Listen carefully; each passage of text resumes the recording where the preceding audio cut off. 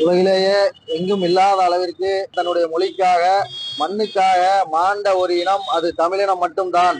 தாய் மண்ணிற்கு ஆபத்து என்றாலும் தாய் மொழிக்கு ஆபத்து என்றாலும் உயிர் கொடுத்து இந்த மண்ணையும் மொழியும் காக்குகின்ற ஒரு இனம் தமிழினம். இன்று நம் மொழிக்காக உயிர் நீத்த ஈகியர்களுக்கு தமிழ் தேசிய கட்சியின் சார்பில் வீர வணக்கம் செலுத்தப்படுகிறது.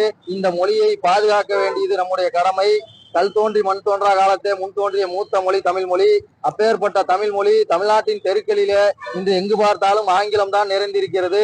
தமிழ் மொழியே பயிலாமல் ஒருவன் உயர்கல்வி முடித்து கல்வி முடித்து வெளிவந்து அவன் வேலைக்கும் செல்கின்ற அளவுக்கு ஒரு நிலை தமிழ்நாட்டிலே இருக்கிறது.